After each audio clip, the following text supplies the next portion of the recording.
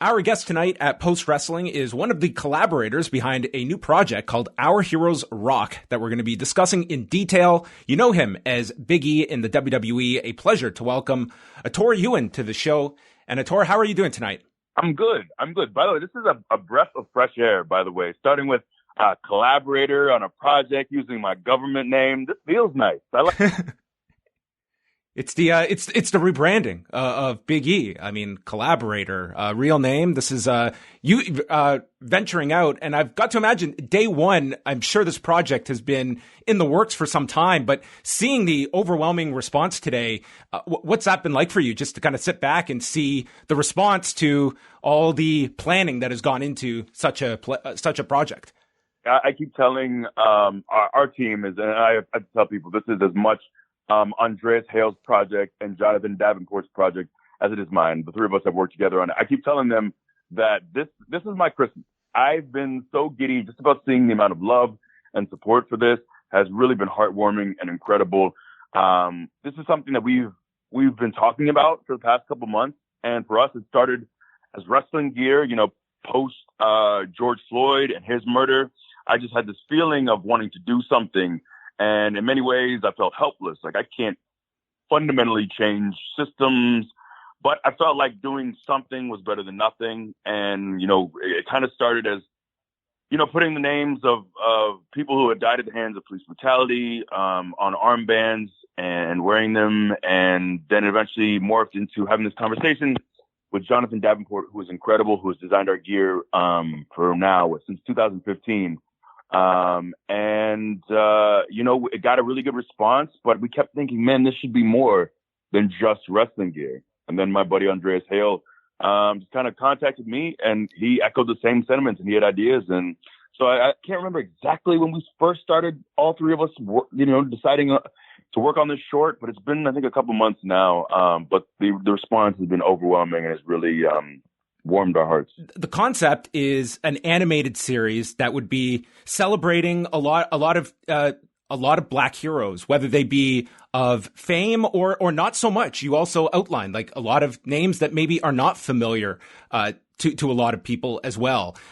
Choosing to go the animated route and infusing hip hop with science fiction, was that very much a collaborative effort? Were there certain things that you kind of took a certain vision to? What was the process like with the three of you putting these ideas onto paper and having a fully formed idea that has come out? I feel like we all kind of got on the same page pretty quickly with kind of the elements that we wanted to use. And for this short that we have the Kickstarter for, the focus is on Ruby Bridges, but we're also going to acknowledge many of our heroes. And the reason we named the project Our Heroes Rock is because that's the way we perceive Black history is American history. It's a fabric. It's so much part of the fabric of our nation. And, I think in many ways, hip hop is something that so many of us were raised on, something that so many of us love. And so it felt like very with the time. And I just think of this as it's schoolhouse rock for important Black figures.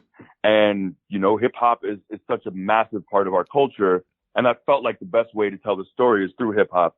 And one thing I love about animation is it can be so engaging and fun for kids, but also for adults as well. I often think of like Shrek, which is often, it's aimed for younger audiences, but there's humor in there that adults get and whatnot. And that's kind of what I hope this project is, that you, of course, if you're a parent and you want your child to learn something, that you sit them down and they're engaged, but also that people my age in their mid 30s or older are also engaged with this as well.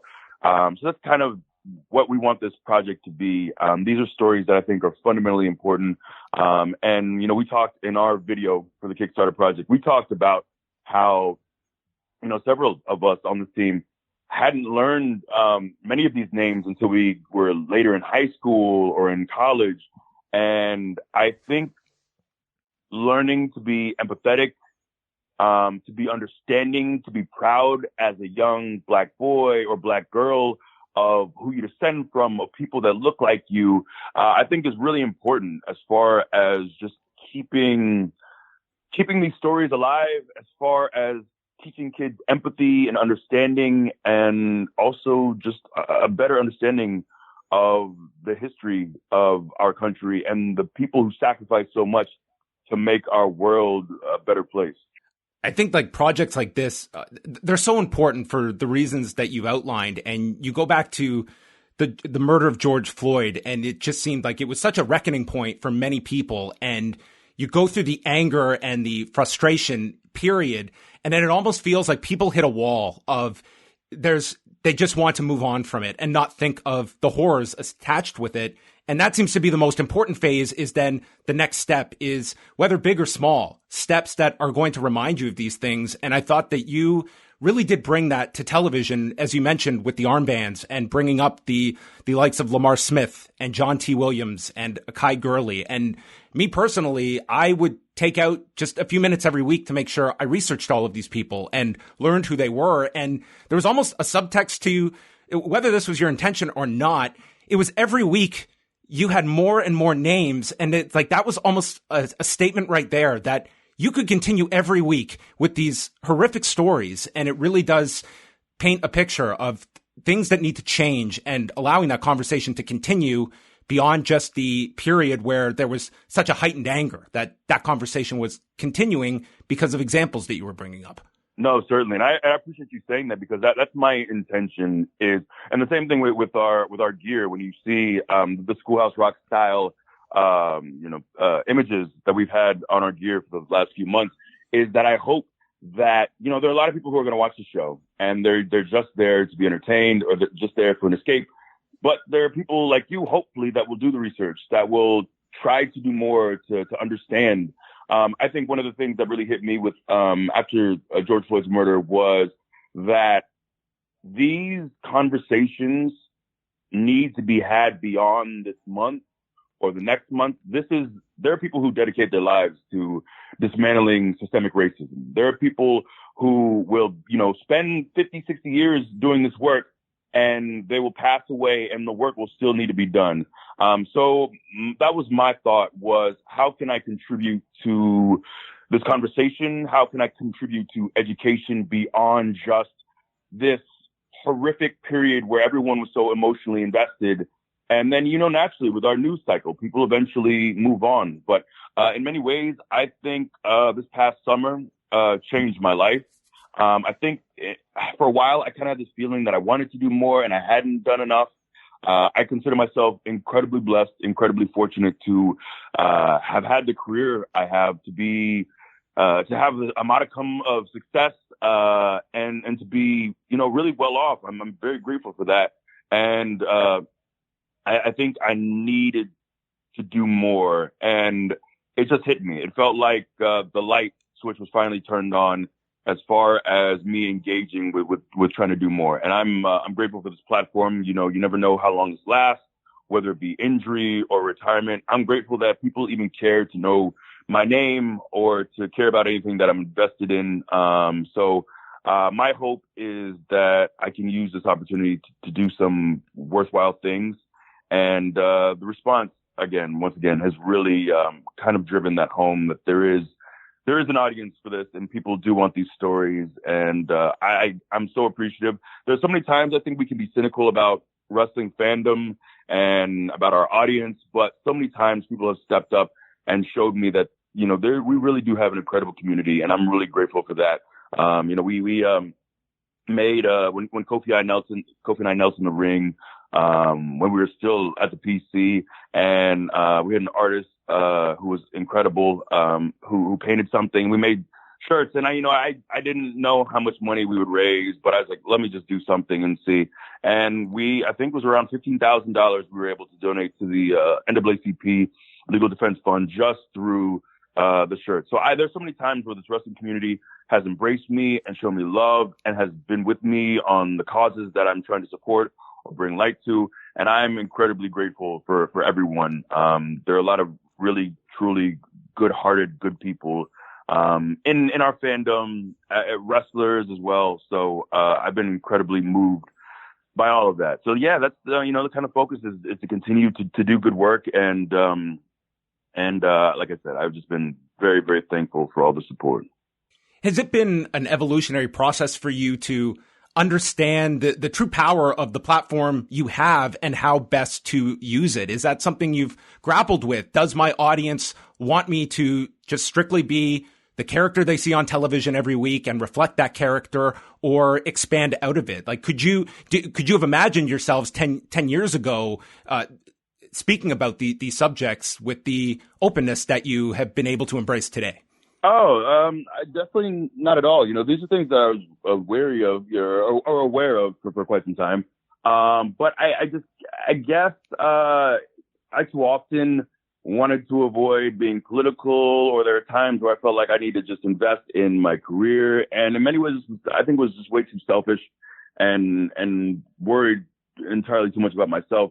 What I struggle with too is feeling that, people probably don't care what I have to say, or I'm not one who's naturally brimming with self-confidence. So it still amazes me that people care and people retweet and signal boost all this stuff. So that's one of the things I think for too long I just was just in this mode of thinking that people wouldn't really care or support what I had to say. But this last year or so has really opened my eyes. And I just like the notion of being more than a wrestler. As much as I love wrestling, as much as I love these opportunities I've had, I have been given an opportunity to do more than just make people laugh. And I really have grown to love that. I love that I can entertain people and give them an escape.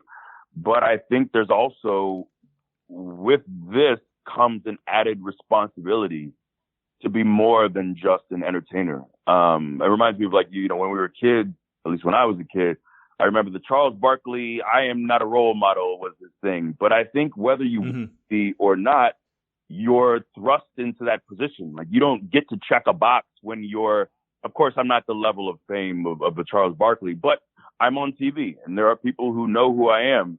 And I think we all of us wrestlers and entertainers who have these opportunities, I think we have a responsibility to do something. And sometimes it's small. Sometimes it's just being a decent human being and showing people that you should be a decent human in this industry. And sometimes for people, there's a greater calling to do much more than that. And so these things have just been on my mind a lot since the summer. And it feels important. I can't tell you how excited I've been on a daily basis working on this project with two guys who I think are incredibly talented, but are also my friends, and I trust them. And I know without a shadow of a doubt that they are beyond qualified to do this work. And I know their passion equals mine if it doesn't excel it. So I can't tell you how much I keep reiterating the same thing, but the switch has been turned on for me. And I want to continue to give back in ways that feel authentic and real for me. It almost seems like it was just a perfect storm, like you mentioned last summer, changing your life. It's not just the real world events that are also happening, but as someone that's been on the road for the last decade, you suddenly find yourself in a situation where you probably have more time, more free time than you've had in the last 10 years. Did you feel that I'm sure there were times that kind of having that camaraderie on the road during a lot of these dark times was wanted. At the same time, that isolation probably forced you to confront a lot of uncomfortable topics and find out for yourself, like, where you wanted to play a role in all of this moving forward. No, that's a massive factor. And I think it was a massive factor in the outbursts too, and the protests, and because so many of we didn't have the distraction of, all right, I got to get up and go to work the next day. So many of us were in the house every day. And I think, the road can be a blur. I look back and think now, I don't know how we did that. When I first came up, we were on those raw loops where we were doing 3 house shows a week, every single week. And then we do our 2 TVs. So that's 5 shows a week, every single week. You'd be home for a day and a half. Actually, I'd land on a Wednesday. And I go back down to FCW and I would train there and then eventually go back to my apartment, get some stuff together. So you got like a little bit more than 24 hours to kind of get your life together, and you're back on the road again. And you're in a new town, as you know, every single night. So it's long drives. But now I was confronted with all this time. And instead of, I can't think about the news right now or what I should be doing to give back because I got to sleep 2 hours and leave my house at 4 a.m. to catch a 5 a.m. flight. Those things were gone. So I had time to sit with myself. I had time to think about these things. Man, I got really invested in daily meditation. I used to hate the idea of like going on a walk. It seemed like a waste of time, but I love just going on a walk, just spending 30 to 40 minutes just walking in my neighborhood and being off my phone for a little bit. So having all this time definitely forced me to kind of confront the person I was and who I wanted to be and what kind of legacy I wanted to leave. And, I think this pandemic was hard for a lot of people, but I guess even in the dark times, I try to find the silver lining, like losing Brody, who was one of my closest friends, and I love that. After the initial sadness started to wear off, my next thought was, how do we make some good out of this horrible, painful moment? And that's my hope, is that that my tears after George Floyd's murder, that my frustration, that my anger, it felt useless if I just sat there in the house and cursed and cried, and using that pain, using that moment to do some good felt very necessary. And as much as I wish this pandemic didn't hit people so hard, in many ways, I'm grateful in that I was able to find some kind of silver lining that I think has benefited me, to work towards becoming a better human. I did not know Brody, but being a Canadian and to see Edge on Hockey Night in Canada this past weekend, wearing a T-shirt for him, I thought was just the coolest tribute, given the fanaticism of hockey that he displayed, especially for the Toronto Maple Leafs. And for those outside of Canada, Hockey Night in Canada is every bit the institution in this country as your Monday Night Football or college game day. So I thought that was just such a cool tribute that Adam Copeland provided over the weekend. Yeah, man. And Adam's an incredible human, man. I can't say enough great things. He's always, even when I was a nobody, he was always great to me. And he's a pleasure to have around. Like, it's just cool. Like, for some reason, last few weeks, we end up, like a locker away. So we always just end up next to each other and have conversations. He's a great human. And I was moved and really touched by that. And you're right, man. Hockey meant a lot to Brody. He was in a group chat with, me and my buddy, Emilio Sparks. And, we would legit talk every day, all day, every single day. And I learned a decent amount. And I should have, he had a hookup, in Tampa. He just lived down the road from me. And, I kind of put off going to a game with him, but I know he loved going to games. He was in I think like a rec league or something. And, he did something in Texas, where he just kind of like skated with the guys. I can't remember the name of the club. I feel bad, but yeah, it was just cool to see how much he loved hockey, and that tribute for someone who was a hockey fanatic, from Edge was really cool to see. I'll just end off here because a huge part of the Kickstarter campaign has been this groundswell on social media. And, as someone that has decided to tackle a lot of these issues, what is your relationship like with social media today? And do you generally get a lot of positivity out from it? Is it sometimes something you have to step away from? What is kind of the relationship where that is a component of what you do, is having that online connection with your fan base? No, for sure. I have to admit, first and foremost, I'm someone who's, probably addicted to their phone. I am on my phone way too much. And that's like one reason I take the walks is because I will force myself to put my phone in my pocket and not touch it until the walk is over. And that's like the one spate of time when I'm awake that I'm off my phone for more than like 2 minutes. It's bad. So I'm spend a lot of that time on Twitter, but I generally find it entertaining. I think for many people, it can definitely be a cesspool. I find that people are overwhelmingly positive as far as like my mentions and, I don't block people. Like it's not a thing that I don't know. I just didn't want people to have like the satisfaction of knowing they got to me or whatever. And I honestly don't have that many people who are in my mentions who are an issue.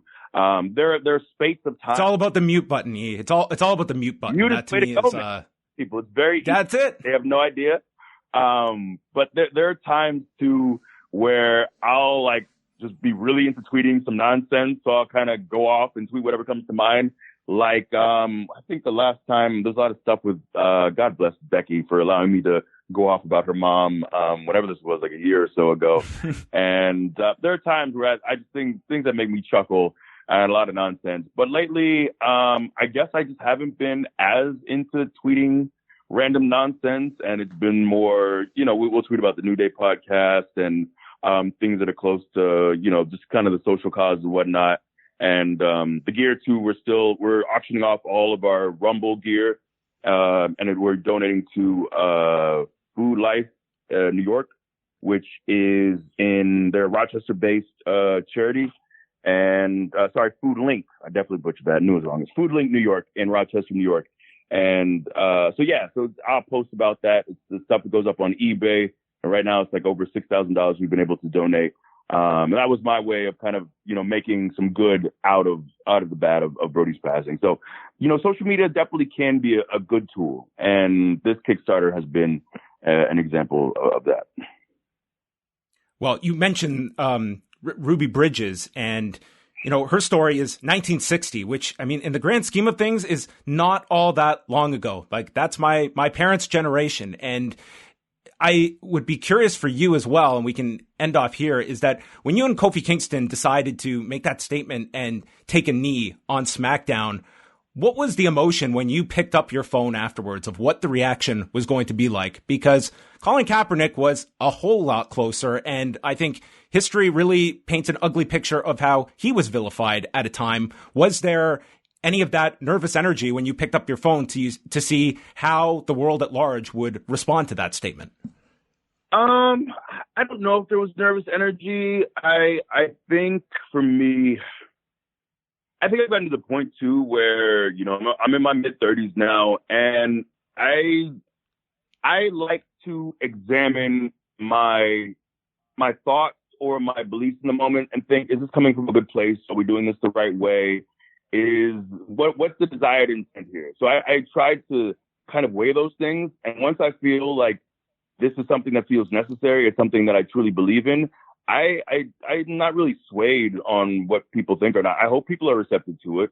I hope they're moved by it, or that they think, I hope something good comes from it for the audience. But I think I've gotten to a point now where if people don't perceive my intent the way I intended, if they don't like the message that I'm putting out there, I guess I shrug my shoulders a bit, because I feel like having some principles and sticking to those are important. So it wouldn't have gotten me down. It wouldn't have made me upset. There are people who think there's no place for that in wrestling or in entertainment, and they're entitled to believe what they want. But I've felt very strongly. I talked to Kofi about it. Woods was injured at the time, or he would have been right there with us. But I wanted to let people know, hey, we feel the same pain you feel. Like I was crying, like you were crying, just because we're on TV. I think sometimes there's a perception that because you have money or you have a modicum of fame, that you're above the issues that other people deal with, that you don't feel the same hurt, that you think you're above it. And I just wanted to let people know that we're not. And that in this industry that doesn't always have the best history with depicting Black and brown people, that we do have a voice and that we are unafraid to use it. And I hope that when I'm retired, that people from all backgrounds, whether it be, Black or gay or whatever, that they are unafraid to make a stand for what they believe in and for what's right and for fighting for equality. And I think we need to do our part. And I just kept thinking of too, like, we need to be the change that we want to see in the world. I think I too often felt that someone else was going to do it. Or, I'm not someone who gravitates to being a leader. At heart, I'm an introvert. I live alone. I like being alone. I never really wanted to be a leader and to tell people what to do. But I got to a certain point where I felt like, we so often toe the line with nonsense and with vulgar jokes because it's funny to us and we enjoy it and we like entertaining people and making them laugh. But if I can toe the line or push the envelope for some nonsense, I for sure better be able to do the same thing for something that's important, for something like this, to take a stand. So that's more of the mantra that I have in mind as I go about my day on a daily basis, is being the change that I want to see, to not wait on others to take a stand or to do something bold or risky, or to be vocal about what they believe in, that it should start with me. And I've been with this company for almost 12 years, and I'm blessed to have a certain amount of equity, and I want to use that for good. So we just need to do more to better the world around us. We're all very, very fortunate, especially in this pandemic, to still be employed, to still be entertaining people, even though things have changed. It's not the same. We don't have people in front of us, but we have an opportunity, we have a platform, and I hope that more of us continue to use it. This has been such a fantastic discussion. I really thank you for the time. The campaign is going to be open through Monday, April the 12th. You can find it at ourheroesrock.org. As I said, day one, you guys have gotten out to a fantastic start. And that's before you get the post-wrestling bump, because, it should be game over after this interview. So yes. I cannot thank you enough for stopping by. It's been great to get to speak with you tonight. All of the best with this, because I think this is just such a great, worthwhile project for people to look in, to support, because I think it's just such a wonderful idea. And the people involved, I've had Andreas on the show in the past. He's just a tremendous, very vital voice out there in the combat sports world and at large. And yourself and Jonathan Davenport, I wish you guys all of the best moving forward with Our Heroes Rock. I appreciate it. Thank you so much for having me and for supporting the project.